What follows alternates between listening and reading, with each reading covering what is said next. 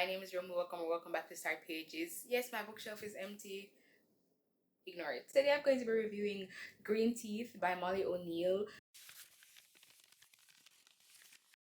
So I received an arc of this book from Orbit Books. Thank you so much, Orbit Books. Synopsis says, beneath the still surface of a lake lurks a monster with needle-sharp teeth, hungry and ready to pounce. Jenny Greenteeth has never spoken to a human before, but when a witch is thrown into her lake, something makes Jenny decide she's worth saving.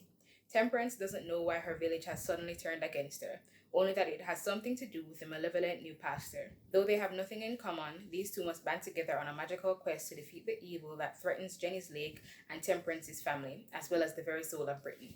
Okay, so this book is characterized as cozy fantasy. When I requested the book, the blurb wasn't included in the synopsis because it wasn't that far along in the publishing journey, I guess. The blurb by H.G. Parry reads, from an outstanding new voice in cozy fantasy comes Greenteeth, a joyful, warm-hearted tale of fae, folklore, and found family, narrated by a charismatic lake-dwelling monster with a voice unlike any other, perfect for fans of T. Kingfisher. So I mentioned that it's a cozy fantasy because I'm the type of reader who needs to know what they're getting into when they start a book. Like even for movies or TV shows, I can't read it unless I know the genre and like even like a vague synopsis, like some kind of description. I need to be in the right headspace to enjoy media to like the best of the ability to get the most out of whatever media I'm consuming, taking in, like enjoying. I need to know what it is. So when people recommend books and they're like, oh, I'm just gonna give you a vague sentence and that's all you need to know because this book is better when you don't know anything about it. No, I don't. I don't like that. I don't like it because that doesn't make me want to read the book. And then even if the book sounded interesting enough, any book that's better when I don't know anything about it is a book that I don't want to read because I can't do that. I need to adjust my headspace, right? Or people who, when they haul a book and they read the synopsis and they stop after like the first paragraph and they're like, oh, I'm gonna stop there because the synopsis gives too much away. First of all, what are you talking about? Second of all, you don't know anything. I don't know anything because I don't know how to do that. I can't cover by either because I need to know what I'm reading. So I say this because when I went into Greenteeth, I thought it was just a regular fantasy book. So when I read it from the very first paragraph, the tone was not what I've come to expect from fantasy. And I was like, So when I went, like I continued reading and I'm like, okay, it was kind of like quirky, but not annoying or anything. But it was just, it was just like now what I know that I know it's cozy fantasy. It was very obviously the cozy fantasy writing style. So that could have impacted my enjoyment of the book, but it didn't. It impacted my reading experience for like the first 10% of the book, and then I did some searching because it took a while for me to get to the arc because of exams and stuff. So by the time I was like reading the book and being able to research it, it wasn't out yet, but there was a blurb on it and it said cozy fantasy, and I was like, okay, this makes sense. So this is my first cozy fantasy book, right? Yeah, so Greenteeth is a cozy fantasy novel narrated by Jenny Greenteeth, and it follows three characters on a journey: Jenny, Temperance, and Brackus. There's also a dog for most of the journey, but we're not gonna get into that, okay? The main plot of the novel is to go on a quest to gather tools or items needed to defeat this malevolent priest. But personally, I think this is more of a character-focused novel than a plot-focused novel.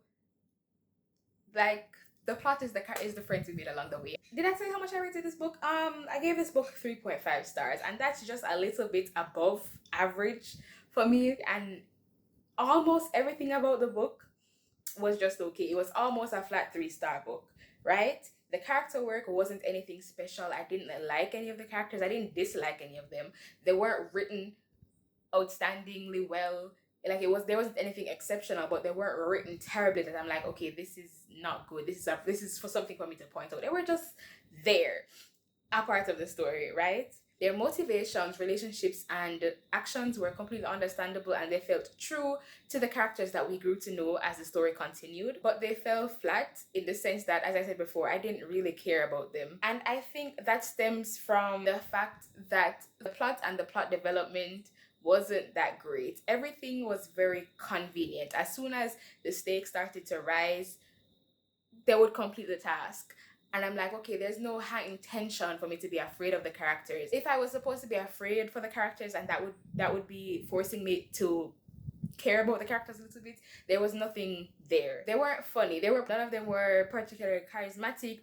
None of them pulled on my heartstrings. As soon as something started happening, as soon as the stakes started to rise, the quest or the task that they were doing at that time would be completed.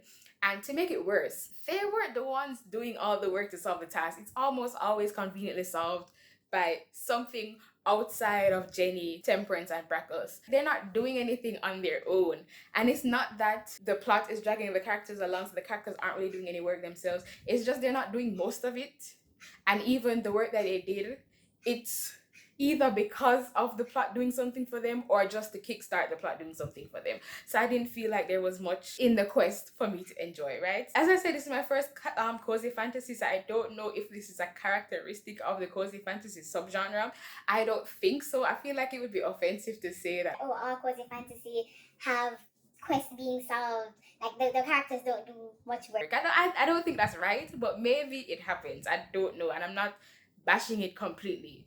It probably just won't be the genre for me. The one thing that brought it from a 3-star to a 3.5 star was the magic system. I found it quite interesting. The doorways that they used to travel quickly were probably my favorite parts, and I love how Molly O'Neill wove in different mythologies, or like various parts, different mythologies in the book, as well as the different kinds of witches and different kind of witchcraft. Another thing I liked, it wasn't only the magic system. Another thing that brought it up to 3.5 star was the descriptions of the setting, like the scenery in particular. I think a very vivid picture was painted. Okay, the thing that really frustrated me, so like there were stuff that were just okay, there were stuff that I liked, but then there was something that really frustrated me. It is the fact that the thing that ended up saving them, or the tool that they end up using to defeat the priest, was there all along. And it wasn't like a hidden thing where it's like, oh my god, we had this thing all along, or like like it was I said that the plot was the friends we made along the way. It's not even like, oh, friendship is the tool to defeat the big bad, which it kind of was, but that's not what I mean. There was an item that one of the characters had, and the author brought attention to it like every other chapter. So we knew it was there, and I was expecting it to be a red herring. I was like, okay, what is actually going to solve the problem? But it was the thing. To me, it made the whole quest moot. Like, why did they do all of that if you had it from the beginning? If you knew you had it from the beginning, well, why are you wasting my time? But anyway, this is a debut novel, and I do think it was done well enough. So I think there is room for Molly O'Neill to grow and create some really good stories that I might enjoy more. But I don't know if cozy fantasy is the genre for me, and I don't really think so, because I play games, and even like cozy video games, they're not the things that I reach for first. They're not the things that I'll be bored and I'll open up Steam or Epic Games and like the stuff that I have in my library. The cozy game will not be the one that I'm scrolling down to search for, or the one that I have pinned to the top, or the one that I open Steam or Epic Games looking for. I don't think, I'm not a cozy girl activity wise, so I don't know. But once again, thank you, Orbit Books, for the arc of Greenteeth by Molly O'Neill. If you have any cozy fantasy books that you really like, that you think I would enjoy, let me know. If you've read Greenteeth, because it should be out by now. It took long for me to read the book because of all the exams and stuff, so I wasn't reading anything, so I had a backlog of arcs. Because also, arcs, like books, arcs that I had requested months and months ago, all of them just got approved at once while I was in the middle of exams. It was published in February. Oh my god, it was published in February.